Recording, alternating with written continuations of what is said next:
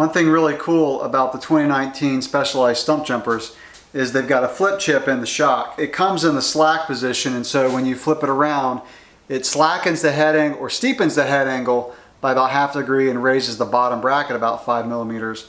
And so since my local trails are pretty tight and twisty, I need to do that. I've only had one ride on the bike. I felt like I needed the head angle a little bit steeper for the tight local trails that I ride, which are mainly cross country. And when I go up to the mountains, I can flip the chip back around and, you know, slacken the head angle and make it better for high speeds. So I'm gonna go ahead and do this. I gotta remove the wheel. So with the rear wheel removed, you wanna put a rag in the linkage here so that when the shock comes out, this won't fall and hit the frame. We'll undo the upper shock mount first. And you know, I didn't find a whole lot. I was looking for a YouTube video of how to do this, and I did not find any out there.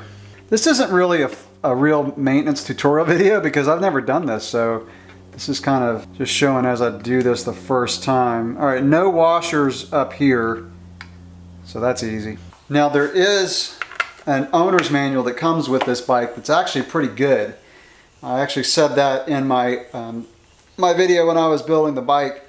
So the owner's manual talks about how to do this. It doesn't have any pictures or anything, but it says to remove the extension bolts, and then we're going to just lift the whole shock assembly out, and that will give us access to the flip chip.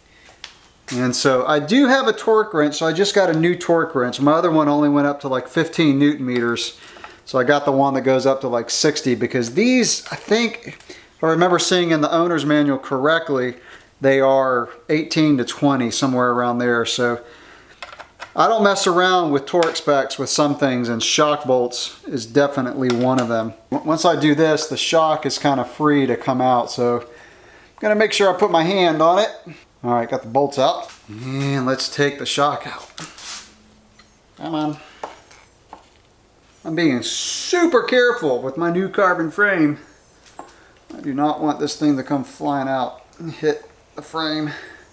All right, so I found that if you just kind of wiggle this back and forth, it will slide out. All right, there we go. So this is the shock assembly. I love bike maintenance. So now what we're gonna do is we're gonna remove this bolt here, and that'll give us access to the flip chip, and there's two of them. So there's one on each side, and you can see on the side of the shock, where did it go? So right here, it shows high and low, and that's the shock is kind of down in there more. It's hard to see in the video, but trust me, there is a little thing there that says high and low, and we're gonna move the flip chips, and that'll raise the shock up. All right, so that's a 6mm Allen wrench. All right, let's get to the flip chip. So we have to flip both of these 180 degrees. And you all are seeing this for the first time, as I am. So that's asymmetrical, if you can see it there in the video. So I'm just going to turn this 180 degrees, and I'll do the same for the other one. And those, let me take those back out so you can see it. They kind of go together like that. So if you didn't turn one 180 degrees but you did the other one, they wouldn't go together. So that's kind of cool. It helps you remember to do it correctly. All right, let's put that back in there. And now we're gonna just put everything back together. Once you get it off the bike, it's really easy. This is not a hard job.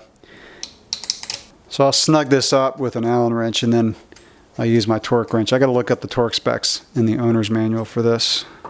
I just looked in the owner's manual, and it says not to torque this until the rear triangle is assembled and torqued. So I'm actually gonna back off this a little bit, because I probably put about 10 Newton meters on that. So I'm gonna just have it be kind of loose, and then we'll torque it up once we get everything else assembled.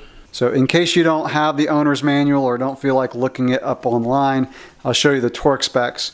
So this shock eyelet bolt is 10.2 Newton meters. These bolts for the shock extension are 20.3 Newton meters, and of course you've got one on this side and one on the other side. And then after you torque the shock eyelet and the extension bolts, then this bolt under here, you're going to go to 23.7 Newton meters and do that one last. All right, so shock eyelet 10.2. Extension bolts 20.3 on both sides.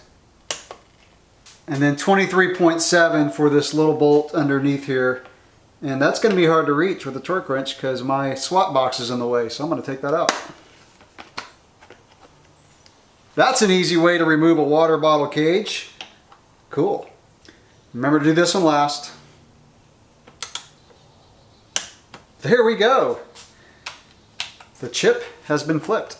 All right, so that's how you do the flip chip in a stump jumper.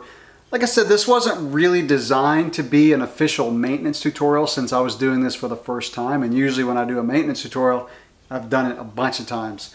But I think that's pretty much what you need to know to do this. It's pretty simple. Be real careful. Make sure you put the rag between the shock linkage and the frame. Just maybe put a rag over the frame just in case. Just cover everything up. Just take your time, do it slowly. Plan for about 20 minutes or so the first time you do this.